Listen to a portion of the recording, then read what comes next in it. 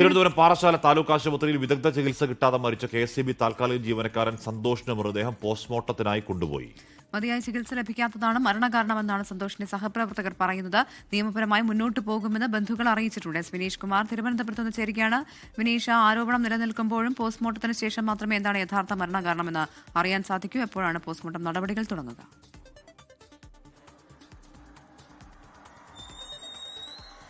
പ്രവിത ഹാഷ്മി, ഞാനിപ്പോൾ ഉള്ളത് പാറശാല താലൂക്ക് ആശുപത്രിയിലാണ്. അല്പസമയം മുമ്പാണ് ഇവിടെ നിന്ന് സന്തോഷിന്റെ മൃതദേഹം തിരുവനന്തപുരം മെഡിക്കൽ കോളേജിലേക്ക് കൊണ്ടുപോയിട്ടുള്ളത്. എന്തായാലും ഇതിൽ ചികിത്സാ പിഴവ് തന്നെയാണ് മരണകാരണം എന്നുള്ള കാര്യത്തിൽ ഇപ്പോഴും ബന്ധുക്കളും അതുപോലെ തന്നെ സന്തോഷിന്റെ സഹപ്രവർത്തകരും ഉറച്ചു നിൽക്കുകയാണ്. ഇന്നലെ കുഴഞ്ഞു വീണതിന് പിന്നാലെ സന്തോഷിന് ഇവിടെ കൊണ്ടുവന്ന സമയത്ത് വളരെ കൃത്യമായ ചികിത്സ കിട്ടിയില്ല. അതിൽ ചികിത്സാ പിഴവാണ് മരണകാരണം എന്ന് തന്നെയാണ് അവർ ഇന്നലെയും ആരോപിച്ചിരുന്നത്. ഇന്നലെ വലിയ പ്രതിഷേധമൊക്കെ നടന്നിരുന്നു. ഇപ്പോൾ നമ്മുടെ കൂടെയുള്ളത് ഈ സന്തോഷിന്റെ ബന്ധുവായ അനന്തുവാണ്. എന്താണ് ഇനിയിപ്പോ എങ്ങനെയാ നിയമ നടപടിയായിട്ട് മുന്നോട്ട് പോകുമോ? ഇവരുമായിട്ട് സംസാരിച്ചിരുന്നോ ഏതെങ്കിലും ഘട്ടത്തിൽ? ഇന്നലെ ഇവരുമായിട്ട് ഞങ്ങൾ സംസാരിച്ചിട്ടുണ്ട്. സംസാരിച്ചപ്പോൾ അവർ പറയുന്നത് അവരെ ഭാഗത്തെല്ലാം ക്ലിയർ ആയിട്ട് അവർ ചെയ്തു എന്നാണ് അവർ പറയുന്നത്.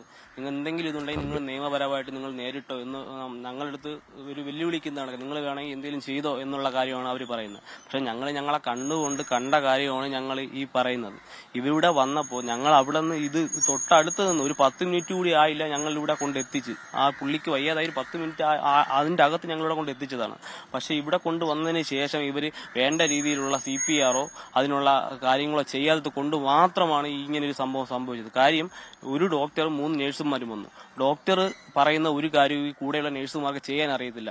ഡോക്ടർ തന്നെ CPR കൊടുക്കണം, അടുത്ത മരുന്ന് എടുക്കാനായിട്ട് ഡോക്ടർ പറയുമ്പോൾ അത് അവർക്ക് എടുക്കാൻ അറിയത്തില്ല. നേഴ്സ് നിന്ന് വിറക്കുകയാണ്. ഒരു കാഷ്വാലിറ്റി നിൽക്കുന്ന ഡോക്ടർ പറയുന്നത് ചെയ്യാൻ അറിയാത്ത നേഴ്സുമാരെ പിന്നെ എന്തിനാണ് ഈ കാഷ്വാലിറ്റി നിർത്തുന്നത്? ഇവിടുത്തെ സൗകര്യങ്ങളെ സംബന്ധിച്ച് ഇവിടെ സൗകര്യങ്ങളില്ല എന്ന് അവർ പറയുന്ന ഒരു സാധനം അവർ വീഡിയോ ഒക്കെ പുറത്തു വന്നിരുന്നല്ലോ. ഇവിടെ സൗകര്യങ്ങളില്ലാത്തതുകൊണ്ടാണ്, അതുപോലെ തന്നെ ജീവനക്കാരില്ല എന്നൊക്കെ ഉള്ളത്. എന്താ അവർ പറയുന്നത്? നിങ്ങൾ സംസാരിച്ചിരുന്നോ കാര്യം? ഇവിടെ കാണാൻ വേണ്ടി മാത്രം കുറച്ച് മെഷീൻ കൊണ്ടുവച്ചിട്ടുണ്ട്. അതൊന്നും പ്രവർത്തിക്കില്ല. അതിന്റെ വയറൊക്കെ കട്ടായി വരെ കിടപ്പുണ്ട് എലി കരണ്ടിട്ട്. ഇവിടെ സ്ട്രക്ചർ പോലും ഇതിന്റെ ഫ്രണ്ടിലില്ലായിരുന്നു ഈ ഹോസ്പിറ്റലിൽ. ഇപ്പൊ കൊണ്ടിരിക്കുന്നു സ്ട്രക്ചർ. അകത്തുനിന്നാണ് ഒരെണ്ണം എടുത്തോണ്ട് വന്നത്. അത് ഇവിടുത്തെ നാട്ടുകാരിൽ ഒരാളാണ് ആ സ്ട്രക്ചർ തന്നെ എടുത്തോണ്ട് വന്നത്. ഇവിടെ എല്ലാം ഉണ്ട്, പക്ഷെ ഒന്നുമില്ല. ജീവനക്കാരുമില്ല. ഒരാളെ തന്നെ നിങ്ങളോട് പറഞ്ഞു ജീവനക്കാരില്ലാത്ത വിഷയം തന്നെ പറഞ്ഞു. ഇവിടെ വേണ്ടത്ര ജീവനക്കാരില്ലെന്ന്. DMA ഇവിടുന്ന് ലെറ്റർ എഴുതി മടുത്തു എന്നാണ് പറഞ്ഞത് ഡെപ്യൂട്ടി സൂപ്രണ്ട്. ഇപ്പോ ആദ്യം സംസാരിച്ചത് ഇവരുടെ സഹോദരനും രണ്ടാമത് സംസാരിച്ചത് അവരുടെ കൂടെ സഹപ്രവർത്തകനുമാണ്. അവർ പറയുന്നത് ഇവിടെ സൗകര്യങ്ങളൊന്നും തന്നെ ഇല്ല എന്നുള്ള കാര്യം ഉറപ്പിച്ചു പറയുന്നുണ്ട്. അവർ മതിയായ ചികിത്സ കിട്ടാത്തതാണ് മരിക്കാൻ കാരണമെന്ന് അവർക്ക് കൃത്യമായ ബോധ്യമുണ്ട്. അത് അവർ പറയുകയുമായിരുന്നു.